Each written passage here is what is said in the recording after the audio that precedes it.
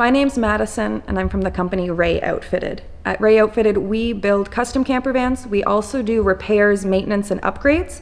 This 2020 ProMaster upfit was brought to us. It was initially upfitted by another company, and the owners had some issues from the onset. So today we're going to be doing a walkthrough of what we saw when we started looking into this vehicle. While the clients had some initial concerns, we saw a bunch of red flags that I'd like to share with you. So when you're looking at getting a vehicle, you can look for some of these details to make sure you get a vehicle that is repairable, durable, and maintainable. So when we first open the van, we'll notice there's some signs of a failure already. And there was a flip down table here on piano hinge that had a lock, and all of that ripped out. This rig hasn't really been used. They had one summer season, but the rig didn't work well enough for them to take it on any major trips. So this is just light driving was able to rattle this out. Everything that goes into a vehicle can't be household grade. You have to think of the shake, rattle, roll, vibrate, and abuse that a vehicle goes in. So while pretty cabinetry is lovely, it does need to be durable enough to handle the realities of the road. So when we look on this side, you'll see we were already digging into some electrical. These are 120 volt household switches. They are not meant for 12 volts, and they're also not rated for automotive. When the vehicle was first brought to us, one of the client's requests was to add a backsplash. When they were cooking here, the original upfit had this open. And so cooking here, they were splattering the back of the seat. So we at Ray Outfitted installed this backsplash to give the seat some protection. While installing this is when we really got to bond with the vehicle and start seeing some of the other issues. And while this will be easy to clean, we noticed that where their under cabinet lights are is so rough that a cloth can't slide over it because they didn't sand it. They just painted it in place unsanded. And this is where that durability and maintenance comes in. It's a guarantee everything in your vehicle is going to get dirty. We want you to be able to wipe it down and clean it, not need to sand it and repaint it after it's become a mess.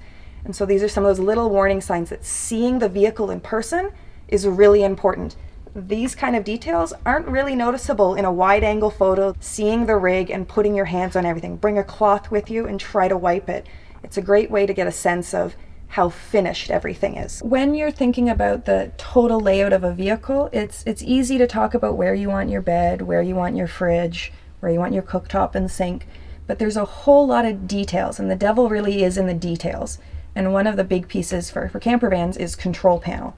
There is a bunch of different controls you need, from lights and inverters and heaters and water pumps. And so you want to have those part of the plan. Since wiring is done at an early stage, it's an advanced planning thing to be able to achieve that final functionality that we're looking for. In this van, there wasn't as much planning on switch placement. So to control your inverter, which gives your 120 volt outlets capability, for example, to use your induction cooktop, there is a controller switch behind your seat cushion. So if we remove the cushion, we can control the switch that we'll need access to on a daily basis. The cushion placement is such that it actually can trigger the switch. As we got to know our clients and they brought the vehicle to us over time for small adjustments and changes, this was one of the things that caused them confusion. Sometimes their 120 volt would work, sometimes it wouldn't. Just the simple thing of this switch pushing on the cushion. So your heater controller controls the temperature as well. The thermostat is actually inside the controller. So the placement of that, not only does it need to be handy for you to use the heater, it also needs to be in a place that makes sense to be what determines what temperature you want the van. In this vehicle, originally they had a plan to put the controller up where there's a little mark. For wiring ease, we think, it was placed on the side, again, inside one of the seats. That means the temperature sensor is rather low and a little difficult to access. When you're driving a vehicle, you wouldn't want to drive around without a fuel gauge. In an off-grid camper, you don't want to be using an off-grid battery bank and not have a battery monitor. It's really important to be able to know where your batteries are at, how much power you're using, how long you can run the things you're running. In this rig, they have a Renogy electrical system, which has a little controller. It was placed inside a cupboard on its side. Having an outlet and your controller in the back of a cupboard, maybe needless to say, it makes it pretty hard to use this cupboard. These are things you need access to. You risk damaging them when you do put things in there. And these are both things you want to have easy access to. We know having a pretty camper van is really important, but it needs to be functional. And so for us, it's not just about how good it'll look in photos, it's how well it will work for the owners. In this rig, there was unfortunately little thought about how things will be repaired or adjusted. So a small electrical issue, which was it looked like alternator charging wasn't working in this vehicle because it wasn't showing up on the battery monitor. Ray Outfitted couldn't fully diagnose this because the electrical system was built in place. And what they meant by that is it was created outside the vehicle, installed, and then everything else got built on top. So the only way to access the electrical is to take the vehicle apart. And while that might not sound like a big deal, it's pretty catastrophic. When you're looking to assess how repairable a vehicle is, accessibility is really what you're looking for. So in fixed bed camper vans, it's typically inside the garage, where you'll see where the electrical and the plumbing systems are, and you need to see access hatches and ways to get to critical aspects of those. Inside the vehicle itself, while none of us want to picture it or experience it, vehicles get in collisions.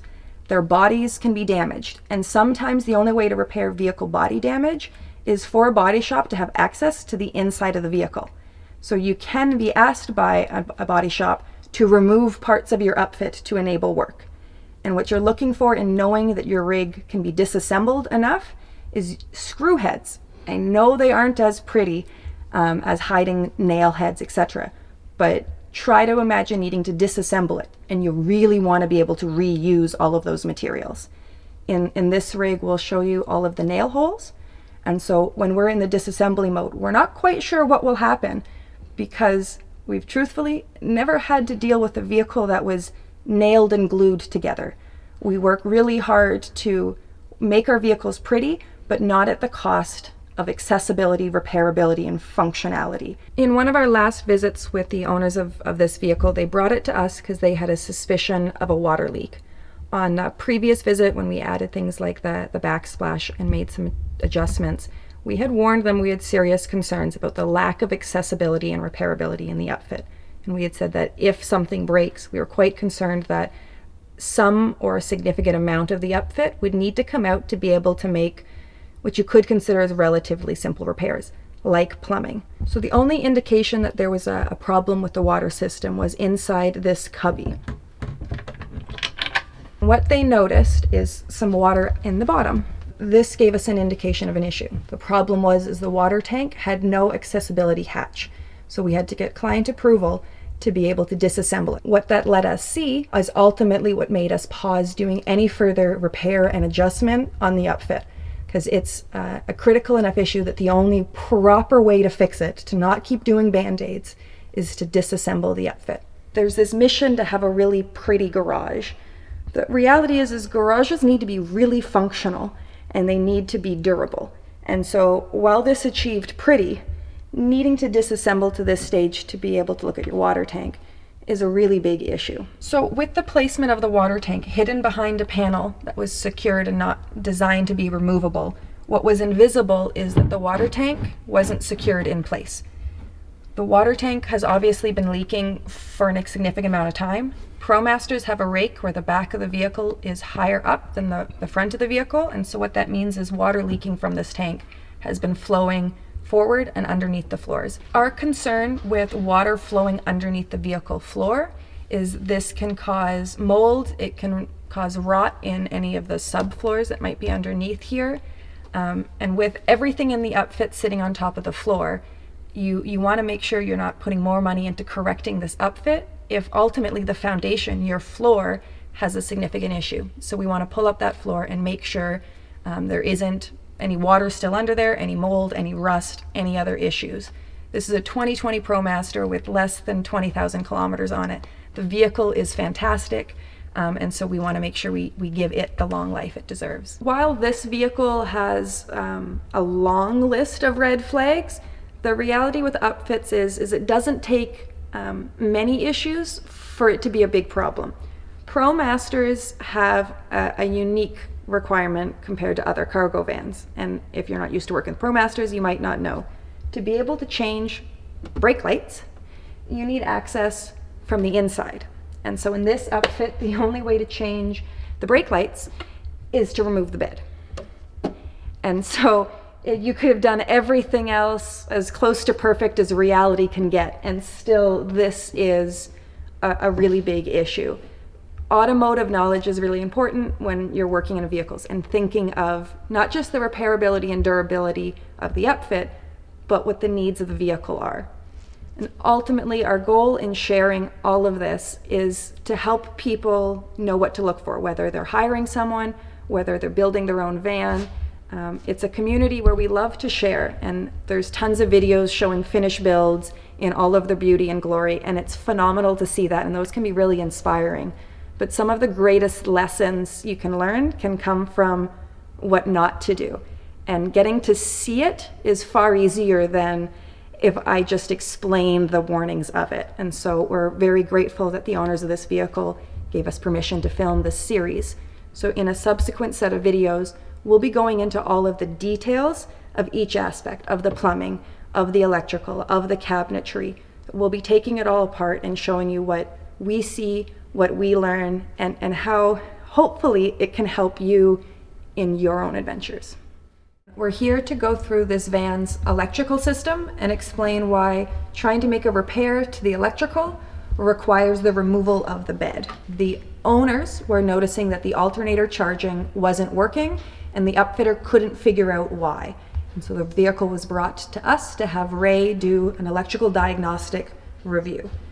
It was our first time getting to see the rig, and it brought us some concerns that we shared with the client in terms of that long-term maintenance, repairability, durability. The electrical system was built outside the vehicle, installed in the rig, and everything else went around it. Our goal is to be able to remove this, to be able to see this wiring. Ray and Ryan are going to come in and start doing some of the disassembly so we can access this electrical system and see what's happened. I'm Rainer from Ray Outfitted. Today we're going to be diagnosing the electrical issues on this van. Right now we have the batteries out and we have all accessible breakers off. And right now we still have power to our charge controller for the alternator and solar power. So what we're going to be doing is disconnecting that. What we would like to see is breakers or fuses at either end of the wire so that it can actually be disconnected for serviceability. So now that we've got the covers off, we can see what all the wires are. On this side is our solar panel and alternator charging.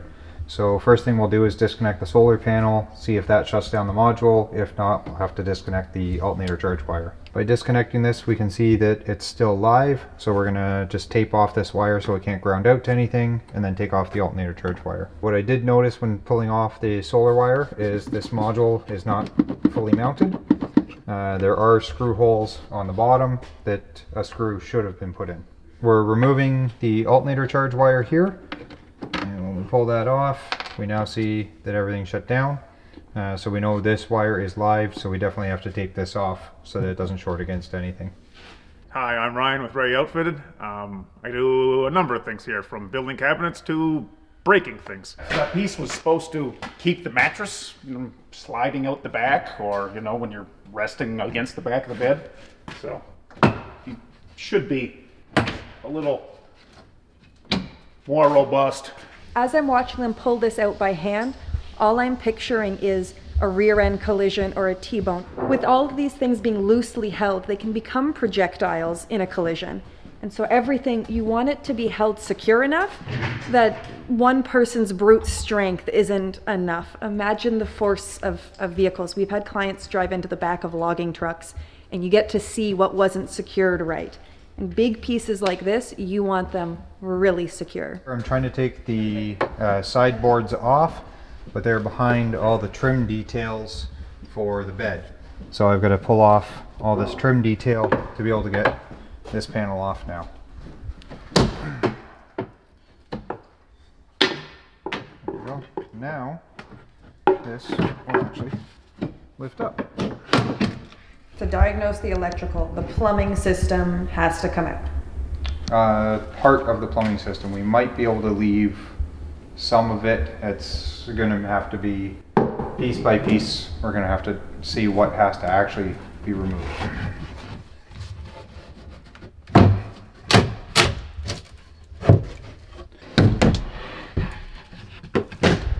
Sorry. There was a screw in that one. So we've got the bed frame out. We've got access to the front section of the panel. So next thing we're going to do is remove the bike slide, remove our 2 screws, and then see what else is still holding it, if anything is. Got it. Yeah, it doesn't look like it should be connected. Okay.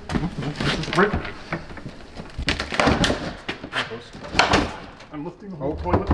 Well, we're trying to get the bike slide out. It was moving this whole cabinet. I went to remove this bottom drawer, but because they're undermount slides, I can't get to the releases to release this drawer. So I had to take the drawer out above it so I can get in far enough. And there's one little screw at the back here.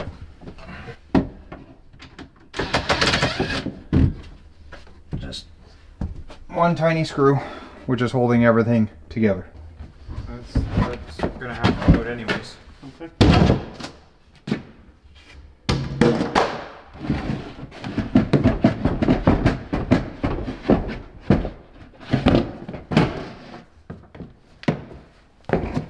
So we've got our 2 screws out that go into the wall.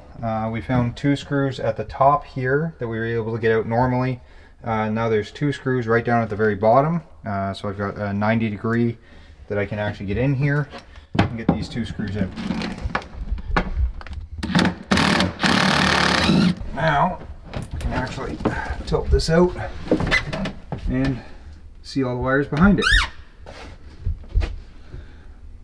This is the magic moment, eh? If you wanted to repair and keep this vehicle, you needed to go This far back. this far back to then decide if you wanted to try to reinstall it all. Almost everything that we took out, It's junk. we broke to remove it. Wow. The customer was complaining that the alternator charging was not working. Nothing was showing up on the battery monitor. Here is the shunt for the battery monitor. You can see here there's the B negative. This is the wire that goes to the batteries. And then you've got P negative, which comes up to our bus bar. This wire here is our chassis ground. This wire was originally over here on the B negative, so it wasn't registering the chassis ground to the shunt. So anytime the engine was running, it never registered any of the battery or any of the power going into the batteries. So by moving the wire over here, we were able to correct that issue with the battery monitor. But they also have a couple other problems that we are going, oh, that wire's also loose. Why don't you want loose wires? That could have been from disconnecting the batteries, but that nut should have been tighter, that I shouldn't have been able to loosen that. Loose nuts, loose wires create heat, and with creating heat creates a possibility of fire. We can see all of the wires going into the back of the fuse panel are Romex, which is solid core. RV standard says to use Romex on 120 only, and this has been used for everything. So there's 120 volt and 240 volt wiring here.